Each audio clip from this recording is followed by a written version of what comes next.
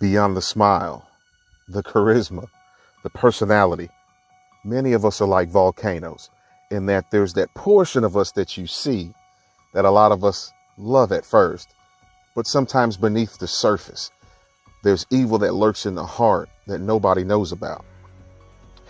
Maybe you guys have heard this parable before, but maybe if you haven't, I'm going to share it. Even if you have, I'll share it again because I'm a firm believer in that sometimes when we have to hear things more than once, maybe it's because it's important. Once upon a time, there was an older gentleman that had observed the war between two wolves.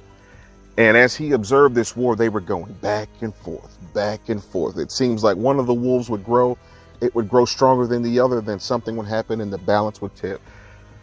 As he observed this war, a younger man walked on the war as well, and he began to narrate what he saw. The first wolf.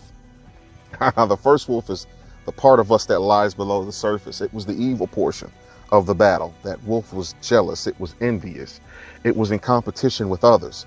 It was that portion that sometimes when you see the smile, you don't see underneath. I like to refer to that wolf as those of us who have fought personal demons. Now, you may look at a person and always figure they have things together, but below the surface, each of us are fighting a war. Each of us are fighting with something. Some of those things we are fighting are generational. Some things were passed down to us: depression, anger, generational traits that sometimes we didn't pay attention to, even health things. We didn't pay attention to it from the beginning.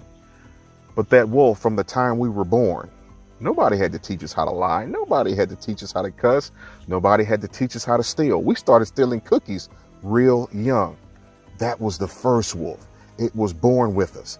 And a lot of us didn't realize that the second wolf sometimes is at a disadvantage. That second wolf, the second wolf was the good part of us. It's that part of us that's more like God. It's that divine nature. It's that portion of us that teaches us how to love others even when we don't feel like it. It's that portion of us that teaches us how to go that extra mile even when we don't feel like going the first. It's that portion of us that causes us to be empathetic towards others. It's to not just be self-centered, not just be about ourselves. That's the second wolf. And it's in a constant war with a portion of us that's been with us from the beginning. A lot of you that are fighting these kind of personal battles, and you find yourself having days where it feels like that evil part of us is winning, that part of us that just doesn't want to give a care, that part that wants to fight, cuss, kick, act a fool. Come on, somebody. Y'all know what I'm talking about. There's an internal war in each of us. And for any of you that are fighting an internal battle that I would like to call battling a demon, I encourage you to not let that demon win. The good in you, I want to see it outweigh the bad. I've been around people. I've been blessed to have ministered in a lot of different platforms. I've been around people that have fought with different forms of substance abuse. Sometimes they begin to identify with the inner wolf, the bad portion of them that, of course, seems to be winning. Of course, you can't even go to AA without having to stand up and identify what the problem is. You guys have heard the confessions. They stand up and they'll say, my name is so-and-so and I am a, whatever the battle, whatever the struggle is. But I just want to encourage you guys that are fighting a battle that seems to be bigger than yourself, fighting with demons, to get some help. Don't struggle in silence.